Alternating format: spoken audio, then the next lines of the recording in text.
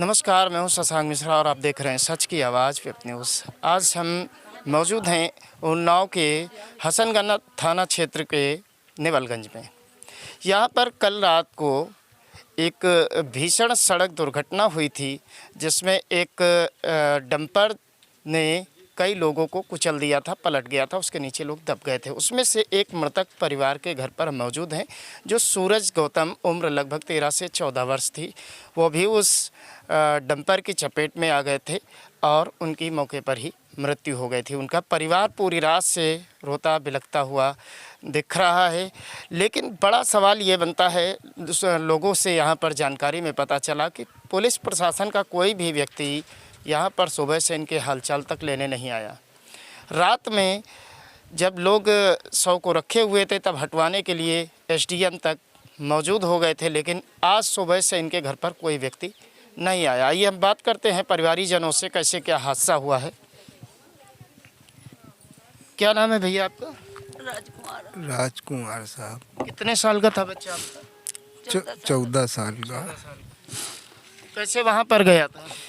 हम खेत में काम कर रहे थे, यही समय था, बच्चा हमारा मेरे साथ निकौनी कर रहा था खेत में। खाद ले भैया पटवारा 2 किलो खाद ले घर है और वो लौट के ना आ पाओ भैया। सुबह से यहाँ पर कोई पुलिस का या प्रशासन का या सरकार का आदमी आया? ना आवा भैया, यहाँ कोई पूछने नहीं आया? नहीं आवा भैया। ये भैया हमारा ही लोग जाए आई रात भर तड़प रही। मंजूरी था तू कह दिया उतना सब्जी बेच कर बाजार गिरा से किलो उठा गए भैया। बड़े दुख जान बूझ गई हाँ, पलटी थी सी दारू पिए रहे हमारे भैया पर जान बूझ के पलटी थी ने सी ट्रक जान बूझ के पलटी दी सी। हाय भैया वही का कोई पुलिस वाले कुछ नहीं कहे नहीं वही का उठा के लेके छोड़ आए घर में। कोई का पुलिस वाले हमारे लड़का भैया तंदूरे मारे लग सबका पुलिस वाले हमारे भी थे पुलिस। हाँ सबका धक्का दे मारे कहा तुमका अंदर गई दिया सबका मारे दौड़े। हम अपने लड़का को देख करम परेरान। हाय भैया मार चले। आप सुन सकते हैं परिवार वालों की जबानी। जी ट्रक में आगी लगा दी नहीं, खुद आगी लगा दी नहीं कि मतलब आगी लगा दे तो हट जाए, तो मट्टी लेके हम चले जाएं। कई सारे आरोप लोगों के तरफ से लगाए जा रहे हैं। पुलिस वालों ने काफ़ी अमानवीय व्यवहार इन लोगों के साथ रात में किया। यहाँ पर मौजूद हैं उनके परिवार के। क्या नाम है आपका? हमारा पिंकू गौतम। पिंकू जी, चाचा हैं आप? हाँ, हमको फिर लाठी लेके चार्ज के बॉडी नहीं देते थे। अच्छा। हम ही तो निकाला था वहाँ पे जाके मौके पर। वही तो इनको दो मियाँ बीवी को बेसमेंट में कर दिया था, तो इनको जाने नहीं देते थे। हमको मारने लगे, डंडा उठाया तो हमके चाचा हैं। तब हमका तो इन बड़ी मुसीबत में डंडा बाहर ही करे हैं और भतीजन तो हमारे तो उनको यहाँ पाए चले गए। अच्छा, हाँ, यानी काफ़ी जोर जबरदस्ती कर रही हाँ, थी पुलिस काफ़ी जोर की से पूरी जान में है। बाटी हटावे के चक्कर में एक बाटी लेके चली गया रहे, यहू के ले जाता रहे। हम पकड़ लिया, हमके चाचा थे। हम तो कहले तुम हाओ कौन? हम कहने हमारा भतीजा है, हम नहीं जाएंगे, नहीं पकड़ेंगे क्या? ये भी तो बोलने से मना कर रहे थे। एसडीएम डीएम सबका बुला रहे हैं खाली हटावे के लिए, कोई भी आज तक देखने नहीं आया यहाँ पे। ये आप सुन सकते हैं, वो पीड़ित परिवार है जिसके घर का चिराग अब मौजूद नहीं है। लेकिन अभी भी कहानियाँ वो बयां हो रही हैं कि जो रात में इन लोगों के साथ किया गया, पुलिस प्रशासन के द्वारा इन लोगों के साथ ज़बरदस्ती बर्बरता की गई, ऐसा आरोप परिवारीजनों के द्वारा लगाया जा रहा है। और इन लोगों को 100 तक मिलने में बड़ी परेशानियों का सामना उठाना पड़ा।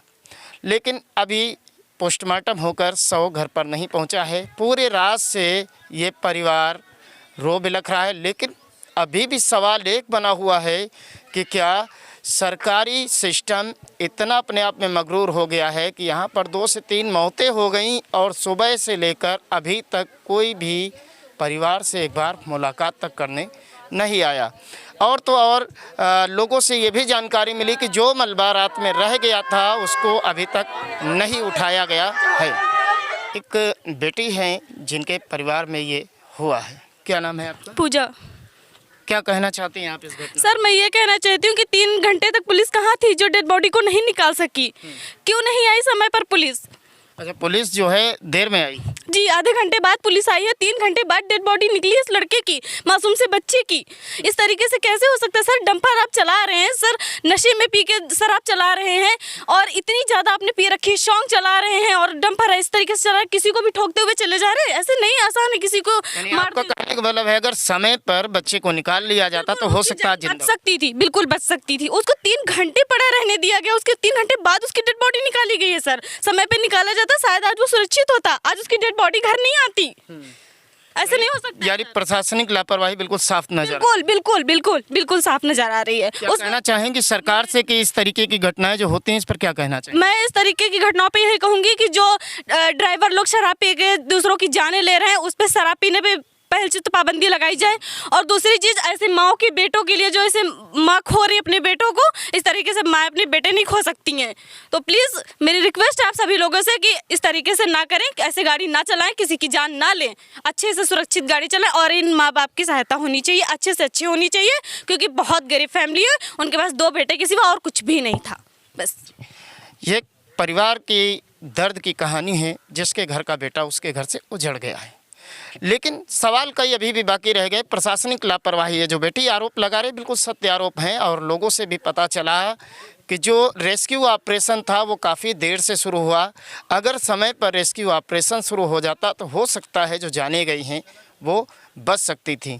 लेकिन अभी भी एक सवाल लगातार ये बना हुआ है कि नशे के कारण जो लोग ड्राइव करते हैं, नशा पीकर ड्राइव करते हैं, शराब पीकर ड्राइव करते हैं, आखिर उन पर लगाम क्यों नहीं लगती?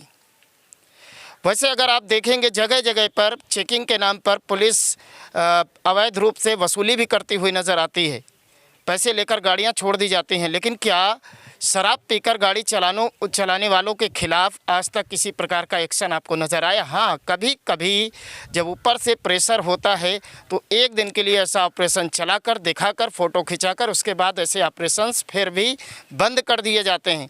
क्या रोज़ ऐसी चेकिंग नहीं होनी चाहिए कि अगर कोई व्यक्ति शराब पीकर गाड़ी चला रहा है, लोगों की जान पर बन आ रही, तो उसको बंद किया जाना चाहिए? इस परिवार की जो ये मांग है ये बिल्कुल उचित है, इस पर सरकार को अवश्य ध्यान देना चाहिए।